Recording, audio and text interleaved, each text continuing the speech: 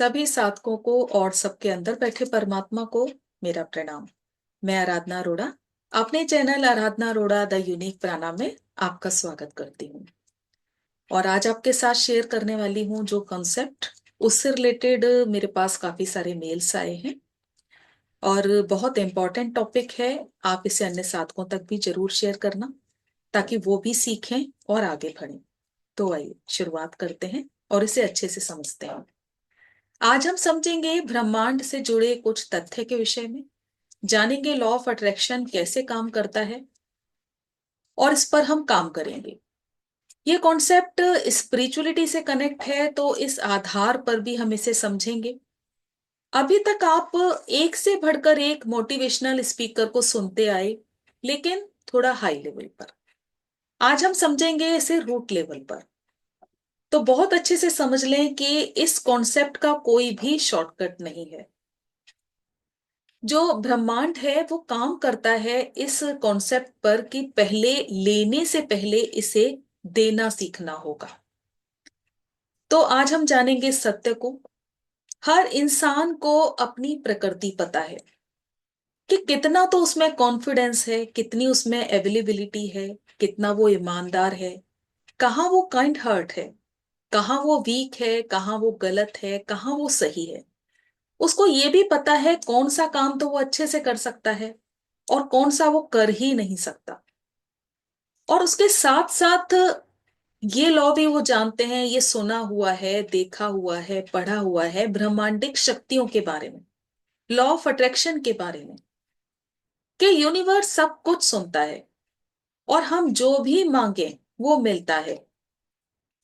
और फिर वो ये समझते हैं कि ये तो बहुत इजी वे है। तो बहुत अच्छे से समझ लें, कुछ भी लेने से पहले आपको देना सीखना होगा। इस कॉन्सेप्ट को मैं पूरी तरह से क्लियर करूंगी और इस पर हम काम करेंगे, चाहे नीड कुछ भी हो। जैसे कि जो कॉमन नीड्स होती हैं कि मुझे धनवान बनना है, मुझे रिच बनना है, किसी कंपटीशन को पास करना है, अच्छे नंबर्स लाने हैं, कुछ मुझे हासिल करना है। और जैसा आप सुनते हैं कि अगर कोई भी आप विश क्रिएट कर रहे हैं तो उसको आप बार बार लिखेंगे, बार बार बोलेंगे। लेकिन यहां पर आप बहुत अच्छे से समझ लें कि रिपीटिशन या लिखना इसका हल नहीं है। तो यहां पर पूरी तरह से आप अपने विवेक को जागृत करें और इसे अच्छे से समझें। जैसा मैंने कहा कि सबको अपनी प्रकृति का पता है कि अब आपने डिमांड की या विश की कि आप बहुत अमीर व्यक्ति बन जाएं, दुनिया के सारे सुख आपको मिले। तो सबसे पहले जब हमारी कोई विश होती है तो यहां जब हमारे लेवल से ऊंची डिमांड होती है तो हमारी जो इनर कॉन्शियस होती है उसी से सबसे पहली आवाज आ जाती है, या आप कह लो कि परमिशन मिलती है अंदर से, या फिर डाउट आ जाता है कि पता नहीं होगा कि नहीं होगा, या परमिशन नहीं मिल रही, एक अंदर से एक आवाज नहीं आ रही कि नहीं नहीं होके रहेगा ये काम। अब जैसे एग्जाम्पल अगर दिया जाए तो अपने लेवल से अगर बहुत मैं ऊंचा चाहूं तो अंदर से ही कॉन्शियस मेरी अलाउड नहीं करेगी, डाउट आ जाएगा कि पता नहीं ये काम होगा या नहीं होगा, या अंदर से वो पावर नहीं बढ़ेगी, अंदर से परमिशन नहीं मिलेगी। अब यहां पर मैं अपना ही आपको एक एग्जांपल देती हूँ कि जब मुझे स्पिरिचुअलिटी के लिए अवेयरनेस आ गई कि आखिर लक्ष्य तो यही है, तो इस पर मैंने मेहनत किया, हार्डवर्क किया, इस चीज को मैंने विजुलाइज किया क्योंकि मुझे करना ही था। बिना ये सोचे, बिना ये समझे कि कितनी प्रॉब्लम मुझे फेस करनी होगी, कोई क्या क्या सोचेगा, मुझे कितने सारे इसके रिप्लाई देने होंगे। लेकिन क्योंकि मोटिव मेरा क्लियर था कि स्पिरिचुअलिटी के लिए सबको अवेयर करना है। हालांकि अभी मेरा ये जो मैं विजुलाइज करती हूँ ये कंटिन्यू है क्योंकि वो प्रोजेक्ट है अभी। लेकिन ध्यान कराना, ना कि इसमें किसी तरह का स्वार्थ, मुझे ये पता है कि इसमें मेरी प्योर इंटेंशन है, बिना किसी स्वार्थ के। तो अब यहाँ यूनिवर्स से मुझे मांगना नहीं है, अपने हिस्से का मुझे भरसक प्रयास करना है। तो यहां पर बहुत अच्छे से समझ लें कि एक तरफ तो हम मानते हैं परमात्मा को, जानते हैं उसकी सभी शक्तियों को, कि यूनिवर्स पावर्स यानी कि पिता यानी कि परमात्मा। तो जब एक बच्चा एफर्ट्स करता है, हार्ड वर्क करता है प्योर इंटेंशन के साथ, तो पिता को बिल्कुल भी समझने में देर नहीं लगती, कि उन्हें कुछ समझाना नहीं पड़ता। तब पिता वो सारी सुख सुविधाएं रिलेटेड टू स्टडी बच्चे के लिए अवेलेबल करते हैं। और जब आपको अंदर से परमिशन मिल रही है, कि यानी जब मुझे अंदर से परमिशन मिल रही थी कि हाँ मुझे करना है, मुझे हर हाल में ये करना है और मेरा आखिरी एम है ही ये, जब मुझे अपना उद्देश्य पता चल गया कि आखिर मेरा जीवन क्यों हुआ, मैंने क्यों लिया, मैंने जन्म क्यों लिया, मेरा उद्देश्य क्या है, वो मेरे को अपना कॉन्सेप्ट पता था। तो जब आपको पता चलेगा आपके अंदर एबिलिटी है और प्योर इंटेंशन है, बिना किसी स्वार्थ के, तो बार बार रिपीट करने का कोई लॉजिक ही नहीं है। और बार बार रिपीट करने का दूसरा लॉजिक ये है कि जो हम बार बार रिपीट करते हैं, कि एक तो होता है कि सिर्फ खाना पूरी करना, लेकिन दूसरा जो उद्देश्य है वो ये है कि उसको लिखना, उसको बोलने का अर्थ है ये है कि जो आपकी इंटेंशन है उसमें ऊर्जा भरना, कि ताकि आपको अंदर से पता है कि ये काम आप कर लोगे, आपके अंदर से ये आवाज आ रही है, आपको अंदर से ये परमिशन मिल रही है, आपकी आवाज में वो पावर है कि आप ये काम कर लोगे। तब यूनिवर्स से आपको उस तरह की अपॉर्चुनिटी मिलनी शुरू हो जाती है। उसी तरह के आपके मोटिव से रिलेटेड आपको लोग मिलते हैं। बस यहाँ शॉर्टकट नहीं है, या यहाँ किसी तरह का कोई चमत्कार नहीं होने वाला। जब तक आपको एक रास्ता दिखाया जाता है, रास्ते पर चलना आपको खुद होगा। चमत्कार को भूलकर प्रयास करने हैं, यानी आप ये ना सोचें कि बैठे बैठे कोई ऐसा चमत्कार होने वाला है। तो यहां पर आपको उसके लिए एफर्ट्स करने होंगे, उसमें पूरी अपनी इंटेंशन डालनी होगी, अवेयर होना होगा। लक्ष्य को इतना सुंदर आप बना लो कि लक्ष्य मजबूर हो जाए, किसके लिए? आपकी तरफ खींचने के लिए। यानी जब आप पूरी प्योरिटी से वो काम करते हो, तो लक्ष्य खुद ब खुद आपके सामने आता है। और अपने लक्ष्य को विजुलाइज करें, ऑब्जर्व करें, क्योंकि आप उसमें मेहनत कर रहे हैं। और ये आप तभी कर पाएंगे जब आपके इनर कॉन्शियस आपको यस बोलेगी, आपको परमिशन देगी। आप ये एक्सपेरिमेंट भी अपने साथ करके देखना, कि आप कोई भी काम करने का सोचो, फौरन फर्स्ट थॉट अपने अंदर से आती है कि हाँ ये काम मैं कर लूंगा। और या फर्स्ट थॉट ऐसी आएगी कि नहीं नहीं मुझसे ये काम नहीं हो पाएगा, यानी वो परमिशन आपको नहीं मिल रही। तो सबसे पहले आप ये भी चेक करो कि क्या आपके अंदर कोई डाउट आ रहा है, या परमिशन मिल रही है, या आपके कहने में वो पावर आ रही है।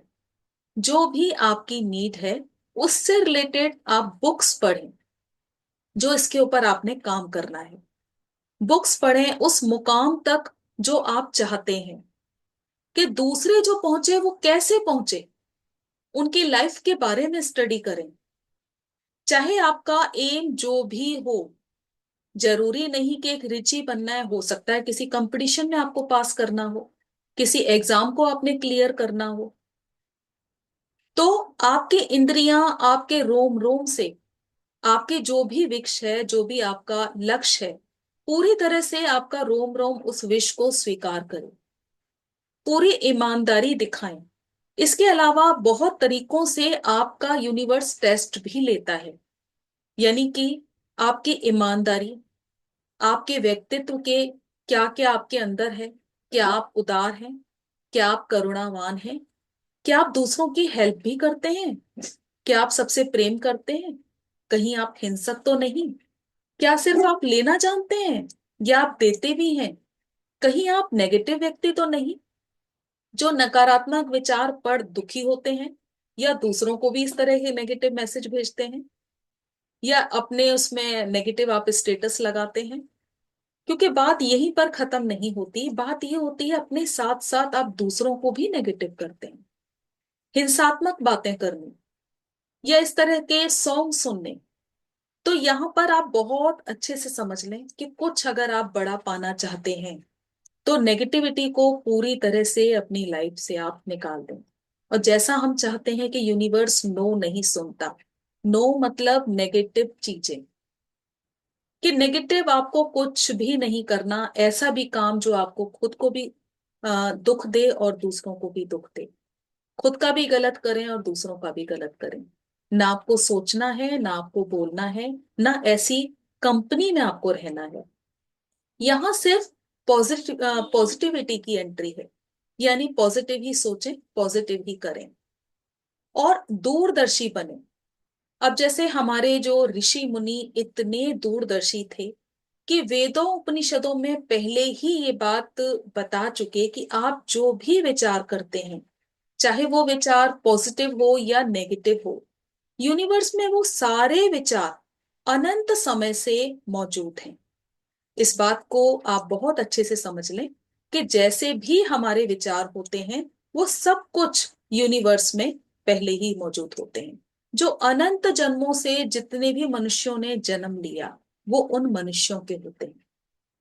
और यूनिवर्स के साथ हमारा कनेक्शन जो है वो एनर्जी का है।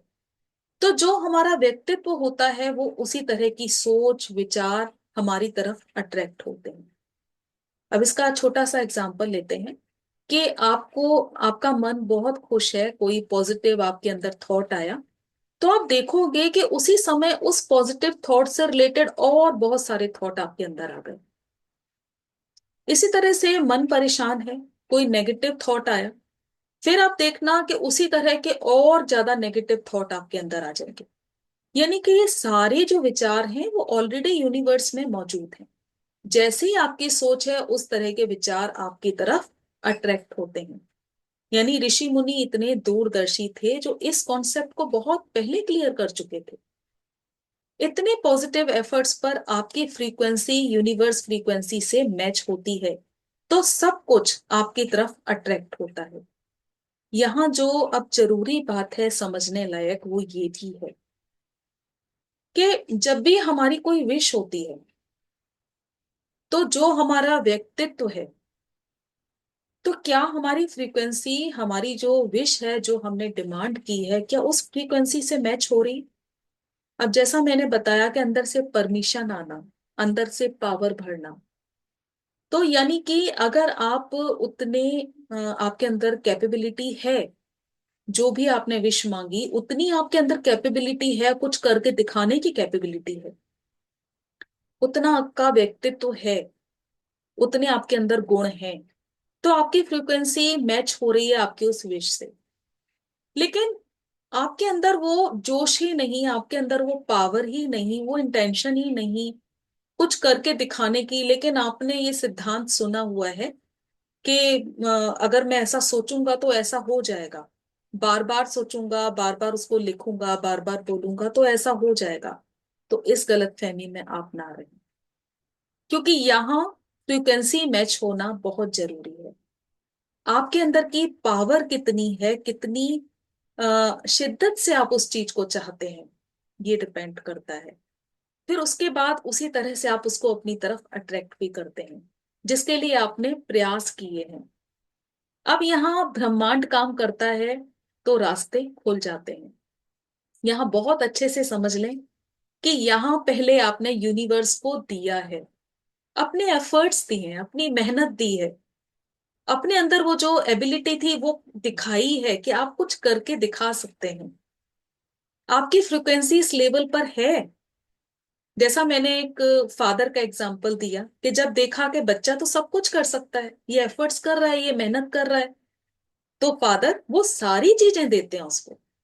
तो यहाँ इस कॉन्सेप्ट को आप बहुत अच्छी तरह से क्लियर कर लें कि यहाँ पहले अपने यूनिवर्स को दिया, प्रयास किए, अपने व्यक्तित्व को निखारा, अपने लक्ष्य के प्रति आप ईमानदार रहे, करुणावान रहे, हेल्पफुल रहे, तब आप लेने के हकदार बने। जैसा आपने सुना है कि आप एक कदम बढ़ाओ, परमात्मा आपकी तरफ 1000 कदम बढ़ाते हैं। तो मुझे पूरी उम्मीद है आप इस कॉन्सेप्ट को बहुत अच्छी तरह से समझे होंगे, ये कॉन्सेप्ट क्लियर हुआ होगा। तो आप जो भी आपके थॉट हैं, विचार हैं, मेरे साथ जरूर शेयर करना। आज के लिए बहुत बहुत धन्यवाद। Thank you.